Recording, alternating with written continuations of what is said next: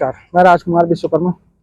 हमेशा की तरह कुछ खास चर्चाओं में छोटी मोटी आप देख रहे होंगे कि चाहे राजनीतिक विषय हों या फिर कोई भी ऐसी स्थितियां जहां पर लगातार हम देख पाते हैं कि आज क्षेत्र की वास्तविकता के तौर पर स्थितियां क्या हैं। NH-43 का एक लंबा चौड़ा काम आप देख रहे होंगे कि जो लगातार 10 वर्षों के करीब करीब चल रहा है, लेकिन आज भी वो काम पूरा नहीं हो पाता है।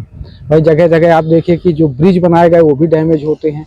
उनमें कहीं ना कहीं पर कई सारी गतिविधियां ऐसी होती हैं जो देख करके आपको भी शायद महसूस हो जाए कि बीच बीच में जो डिस्टेंस छोड़ा गया उस डिस्टेंस को लेकर के आखिर हमारे यहाँ के राजनेताओं को क्यों इस क्षेत्र की याद नहीं आई। पिछले 5 वर्ष की अगर हम बात करें तो उन 5 वर्षों में किस तरह की गतिविधियां थी और उन गतिविधियों को लेकर के आज जो वर्तमान के हालात हैं उस पर कोई जवाब देना नहीं चाहता, क्योंकि देश में तो मुद्दे कुछ और ही हो गए हैं। भाई शिक्षा, स्वास्थ्य, रोजगार की तो कोई बात करना नहीं चाहता। हाँ, हिंदुत्व, सनातन धर्म और राम जी की बात होती है। तो चलिए आज छोटी सी खास चर्चा हमारे साथ गोंडवाना गणतंत्र पार्टी से उमरिया जिले के जिला अध्यक्ष बाला सिंह टेकाम जी हैं। बाला सिंह जी, मैं जानना चाहूंगा, आप लोगों ने देखिए राजनीति में काफी समय दिया, एक शिक्षक भी आप पेशे से रहे, फिर वहां पर से आपने एक नए आयाम की शुरुआत की। आज वर्तमान में जो स्थितियां चल रही हैं तो आप लोगों को नहीं लगता कि 5-5 वर्ष का जो कार्यकाल होता है, चाहे विधायक हो, सांसद हो, इन्हें अपना रिपोर्ट कार्ड पेश करना चाहिए? नमस्कार। जो मुद्दा आप उठा रहे हैं ये मैं इस विषय में ये कहना चाहता हूँ कि खास करके मैं उमरिया जिले की बात करता हूँ। उमरिया जिला सबसे नीचे जा चुका है, फिसड्डी जिला है, विकास के मामले में गर्त में है। खास करके सांसद जी के जो दायित्व के निर्वहन न होने से, एक भरौला रेलवे लाइन की क्रॉसिंग बंद होने से 25 गांव कट गए हैं आज 25 साल से। वैसे ये भगड़ा लदेरा का क्रॉसिंग है, इसके क्रॉसिंग बंद होने से पूरे यहाँ 15 गांव कटे हुए हैं। विकास ना आवागमन का साधन है, न शिक्षा का साधन है, ना कोई गाड़ी वहां जा सकती, ना वहां परिवहन का कोई व्यवस्था है। ये इनके देखना चाहिए था कि अगर 25-25, 50-50 गांव बिल्कुल कट गए हैं रेलवे लाइन के क्रॉसिंग बंद होने से, तो ये तो इनको देखना चाहिए था। ओवर ब्रिज बनते, अंडर ब्रिज बनते, ताकि उन क्षेत्रों का विकास होता। वो आज भी पूरा कटे हुए हैं, ये इन्होंने किया नहीं। दूसरा, आप देख रहे हैं कि उमरिया में केंद्रीय विद्यालय की स्थापना हुई, आज तक कहीं अभी जमीन फाइनल नहीं हुआ, ना भवन बन पाया। तो ये सब सेंट्रल के मामले हैं जिनको हम देखते हैं कि कुछ उमरिया जिले में तो कहीं कुछ दिखाई नहीं पड़ता है। सांसद जी के पूरे इस क्षेत्र में आप देख लीजिए, कहीं कोई बोर्ड लगा हो, कोई पुलिया बनी हो, उनके मद से रोड बना हो, कुछ भी नहीं दिखाई देता है। पूरे क्षेत्र में शून्य बटा सन्नाटा है उनके मामले को लेकर के। अभी मैंने एक मीडिया में देख रहा था कि उन्होंने वो कोरोना के रोना रोया। ये सेटिस्फेक्शन नहीं है इसमें जनता का कोई संतुष्ट नहीं होता है कि जनता इनके कहने पर संतुष्ट हो। सामने आप बैठे हुए हैं, NH-43 है, 10 साल से ये रोड अभी बन रहा है, उखड़ रहा है, बन रहा है, उखड़ रहा है। ओवर ब्रिजों को तो मेरे को लगता है कि ये सैकड़ों साल लगा देंगे। इनकी इस गति में रोड तो दूर है, जो ओवर ब्रिज क्रॉसिंग में बन रहे हैं उनको इनके बस की बात अब नहीं रह गई है। ठेकेदारों को पाल रहे हैं, रिवाइज एस्टीमेट बनता है, पैसा सैंक्शन होता है 5 साल बाद, और फिर पैसा खर्च होता है और वो ठेकेदार इनको पोषित करते हैं। केवल यही खेल चल रहा है, इसलिए विकास के नाम पर कुछ भी नहीं दिखाई दे रहा है। ये एक आदिवासी बहुल क्षेत्र है, ये मुद्दे का कायदे से पहले उठाए जाने चाहिए थे। जिन क्षेत्रों में हमारा विकास 20 साल पहले हो जाना चाहिए, वहां अभी तक रोड नहीं है। तो इस तरह की गंभीर समस्याएं हैं इनके राज्य में। जल संरक्षण को लेकर के किस तरह की गतिविधियां मतलब यहाँ पर अपनाई गई हैं, किस तरह आप लोग देख पाते हैं कि आज वर्तमान की क्या स्थितियां हैं? भाई ऐसा है कि नदियों के संरक्षण के लिए, तालाबों को, कुआं, सारी चीजें गवर्नमेंट के फंडामेंटल में होती हैं। उन्होंने एक एजेंडा रखा कि हम जल संरक्षण करेंगे। नदियों से लगातार रेत निकल रही होती है, अब आज नदियों का अस्तित्व खतरे में होता है। पिछले साल हमने करीब 1 महीने का जल यात्रा किया था कि नर्मदा जी के जल को उमरिया में लाया जाए। गांव-गांव में मैंने खुद पद यात्रा की और 25 किलोमीटर की पद यात्रा हम लोग करीब 2500 में पूरा कासकोट क्षेत्र के लोग कलेक्ट्रेट तक आए। शासन का खुद का ये आंकड़ा है कि 109 गांव ऐसे हैं जहां पीने के पानी की व्यवस्था नहीं है। इस क्षेत्र में 3 किलोमीटर 4 किलोमीटर दूर जाते हैं लोग पानी लेने के लिए। कुछ क्षेत्र ऐसे हैं जो पहाड़ के नीचे जाके पानी लेके आते हैं। मैं भी उस यात्रा में गया था। कहा गया था कि हम पानी के लिए नल जल की व्यवस्था में हम ये संकट दूर कर देंगे, लेकिन मुझे कुछ नहीं दिखाई देता। उन्होंने जो दावा किया है, जो पैसा सैंक्शन किया है उमरार बांध से पानी पहाड़ में पहुंचाने का, उमरार में खुद के लिए पानी नहीं है। सिंचाई के लिए किसान तरस रहे हैं, वो 109 गांव में पानी कैसे पहुंचा देंगे? वहां भी ठेकेदारों का खेल है। तो ये इस तरह के जनप्रतिनिधि हमारे यहाँ हैं जो ठेकेदारों के अंदर में काम करते हैं, जिनकी खुद की सोच नहीं है, खुद की योजना नहीं है, खुद अपना प्लानिंग नहीं है, तो वो कैसे क्षेत्र में उनके कैसे तरक्की कर सकते हैं? ये हालत यहाँ बना के रखे हुए हैं। फिर अभी आ गए, अभी आज ही मेरे पास 2 फोटो आए हैं, वीडियो भी आए हैं, आकाशकोट के हैं। उन्होंने कहा कि टंकी फूट गई है, पानी की कोई व्यवस्था नहीं, पानी चढ़ नहीं रहा है टंकी में। तो ये अभी से शुरू हो गया पानी की किल्लत। नल जल तो उमरिया जिले में पूरी तरह से ठप है। बेसिक तौर पर अभी और भी कई सारी चीजें, एक मुद्दा जिसे लेकर के आप लोग कलेक्ट्रेट का घेराव भी करने वाले हैं, और भी कई सारी चीजें, क्या क्या माजरा क्या है? देखिए, जिले की बात करूं तो सबसे बड़ा मुद्दा है बांधवगढ़ नेशनल पार्क। आप देखते हैं कि दूसरे तीसरे दिन हिंसक जानवर, हाथी, बाघ से कोई ना कोई आदमी प्रभावित न होता हो, मरता ना हो, जिनको शेर किल न करता हो। जब ये घटना होती है दूसरे दिन तीसरे दिन, तो पूरा वन का अमला, वन विभाग का अमला वहां पहुंच जाता है, बार्गेनिंग करता है, और वो किसी भी तरह से ये इस कोशिश में रहते हैं कि शाम ढलते ढलते उसके कफन दफन करवा दिया जाए। जब लोग ज्यादा आक्रोशित होते हैं तो प्रशासन भी उन्हीं की पटरी में चलता है, जनता के पक्ष में खड़ा नहीं होता है। वो भी जा करके लोगों के दबाव बनाता है कि भाई आप संस्कार करवा दीजिए। इसके बाद ना कोई लौट के जाता, ना कोई देखता कि उनके साथ क्या हुआ।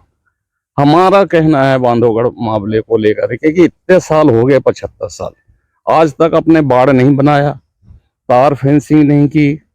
आपकी जिम्मेदारी है, जो पालता है वही उसकी रखवाली करता है, जनता की कोई जिम्मेदारी नहीं है। आपने नेशनल पार्क बनाया है तो वहां शेर को, जानवरों को, हाथियों के रखने की जिम्मेदारी आपकी है, लेकिन ये पूरी तरह से फेल नजर आता है। इनके हाथ में अब कुछ नहीं रह गया है, पैसा का बंदरबाट हो रहा है। घर में घुसते हैं शेर, घर से घुस के आदमियों को उठा लाते हैं, जानवरों को उठा लाते हैं। तो अब तो फसल की तो हम बातें नहीं कर रहे हैं, फसल तो मुश्किल हो गया है वहां लगाना काटना, आदमी का जीना मुश्किल हो गया। इतना बड़ा मुद्दा है। इस मुद्दे को लेकर के हम 15 तारीख को एक सांकेतिक अनशन हम शुरू कर रहे हैं कलेक्ट्रेट में, और इसे हम लॉन्ग टर्म आगे बढ़ाएंगे, व्यापक रूप में ये आंदोलन खड़ा करेंगे। इनकी बात नहीं, ये सरकार के ऊपर चलेंगे। शासन को चाहिए था कि आपको बांधवगढ़ में ये योजना बनानी चाहिए थी कि जानवर भी रहें और लोग भी सुरक्षित रहें, लेकिन कोई योजना इस तरह की नहीं समझ में आया, ना ये मामला कभी विधानसभा में उठाया गया। ये भारत सरकार की भी जिम्मेदारी है। ये जो बिल्कुल कहीं दिखाई नहीं देता, संकट बढ़ता जाता। मेरा खुद का ये प्रश्न है कि पिछले 3 सालों के आंकड़ा उठा करके सामने लाया जाए कि कितने लोग जानवरों से मारे गए, कितने घायल हुए, कितने का उपचार हुआ, कितने को कितना मुआवजा मिला। ये बात बिल्कुल फॉरेस्ट छिपाए हुए है, इसको सार्वजनिक करने की जरूरत है। तो फिर इसमें देखिए क्या है, आपके 2 विधानसभा क्षेत्र होते हैं उमरिया जिले में, एक मानपुर, एक बांधवगढ़। दोनों विधानसभाओं के कुछ न कुछ हिस्सों पर जो है आपके फॉरेस्ट लैंड होती है, जहाँ पर ये जल जंगल जमीन की बात उठती है। मैं जानना चाहूंगा कि जल जंगल जमीन को लेकर के आप लोगों की क्या भूमिका होती है, क्या गोंडवाना गणतंत्र पार्टी का उद्गम ही इसीलिए हुआ, ये मान लिया। देखिए, जल जंगल जमीन तो हमारा उसी वही आधार है। अगर वो खत्म हो गया तो फिर ये समाज खत्म हो जाएगा, वो तो कहीं ठिकाना ही नहीं है।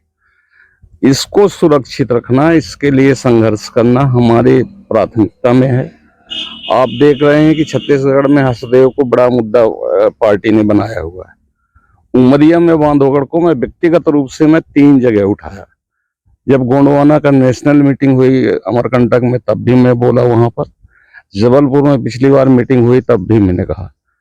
और उसी मुद्दे को लेकर के उमरिया में एक बड़ा इंसिडेंट पुलिस के साथ गोंडवाना कार्यकर्ताओं का हुआ। बेसिक मुद्दा वही था, वो फिर बाद में भड़काया गया है उसको, क्योंकि यहाँ जीना मुश्किल हो रहा है लोगों को। लेकिन वो मुद्दा फिर चुनाव आ गया, डाइवर्ट हो गया और सैकड़ों आदिवासियों के ऊपर मुकदमा कायम हो गया, फर्जी मुकदमा कायम हुआ। अभी भी बहुत सारे लोग जेल में हैं।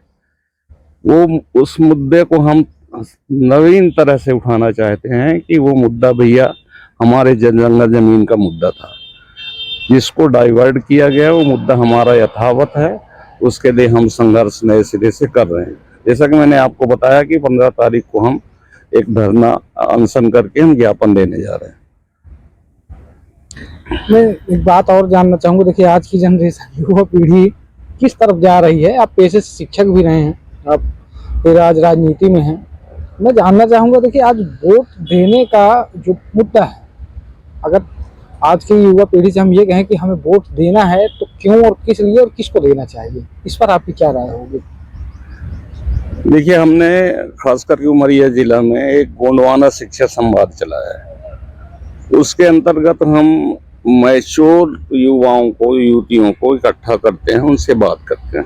वो भी जो कॉलेज किए हुए हैं, कॉलेज कर रहे हैं, और उनसे हम ये बात करते हैं शिक्षा संवाद में कि भाई केवल बीए कर लेना, 12वीं पास कर लेना शिक्षा नहीं है। शिक्षा का मतलब है एक जागरूक पत्रकार बनो, एक अच्छे लॉयर बनो, पीएचडी हो, एक अच्छे लेखक बनो, तब जाके वो शिक्षा का महत्व है।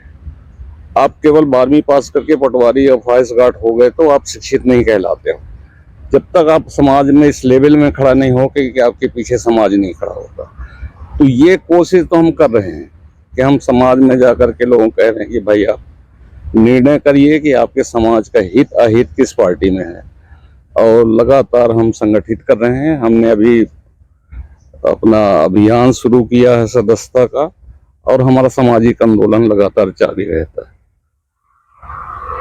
और क्या कहना चाहेंगे कि देखिए लोकसभा का चुनाव भी सामने होना है, इसके लिए किस तरह की गतिविधियां होने वाली है गोंडवाना गणतंत्र पार्टी की ओर से? देखिए, गोंडवाना गणतंत्र पार्टी अपने मध्य प्रदेश में और छत्तीसगढ़ में तीसरे नंबर की पार्टी है आज की तारीख में। उमरिया में भी खासा जनाधार है। 50,000 के आसपास वोट ईवीएम के ऊपर प्रश्न चिन्ह लगाने के बाद भी हासिल हुआ है। तो इसलिए एक व्यापक जनाधार वाली पार्टी है। पार्टी ने कहा है कि 10 सीट में चुनाव लड़ेंगे। आज मीटिंग हो रही है। अब पार्टी का मन ये है कि भाई हम एनडीए के साथ हैं। एनडीए में अगर कुछ फैसला गोंडवाना को लेकर के होता है तो उसके साथ हमारे कार्यकर्ता पूरे शिद्दत के साथ जुटेंगे और हम अपने लड़ाई को आगे बढ़ाएंगे। केवल हमारी ये सरकार बनाने की लड़ाई नहीं है, हमारा तो लड़ाई समाज को बचाने और उसके अस्तित्व को बनाए रखने का भी है। बहुत बहुत धन्यवाद जी बाला सिंह जी। यहाँ पर से चर्चाएं तो ठीक है कि लगातार चलती रहेंगी, राजनीतिक मुद्दे भी होंगे। बड़ी विडम्बना है आज देश के लिए, प्रदेश के लिए, हर एक जिले के लिए कि भाई वोट देने का अधिकार तो ठीक है, हर किसी को मिल गया, वोट देना भी उचित है, लेकिन आज वोट देने का जो माध्यम है वो क्या है, और हमें वोट दें किसे, और हमें वोट क्यों देना चाहिए? क्या कभी किसी भी वोट मांगने वाले राजनेता ने या किसी सांसद ने, विधायक ने कभी आपसे, किसी युवा जन वर्ग से या किसी ऐसे वर्ग से जो आज समाज का एक बहुत बड़ा हिस्सा है, उनसे कभी क्या पूछा जाता है इस बात को कि भाई अगर आप हमें वोट दें तो क्यों दें और किस लिए आपको वोट देना चाहिए? तो आज आखिर इस लोकतांत्रिक देश में मुद्दा रह के आ गया है भाई, जितना हम देख पा रहे हैं तो एक तरफ मंदिरों को लेकर के और दूसरी तरफ जो आज की गिरती हुई शिक्षा व्यवस्था, स्वास्थ्य और रोजगार को लेकर के, आज बेरोजगारी का जो आलम है वो देश के लिए एक बहुत बड़ी चुनौती है। इस पर सरकार कुछ कहना नहीं चाहती और ना ही हमारे यहाँ के सांसद विधायक कुछ कहना चाहते, क्योंकि सत्ता पक्ष के विधायक होते हैं, सत्ता पक्ष के सांसद होते हैं, इसलिए उनका मुंह खुलता ही नहीं। तो चलिए, ऐसी कुछ खास चर्चाओं के साथ अगली बार हमारी मुलाकात फिर होगी। मैं राजकुमार विश्वकर्मा, धन्यवाद।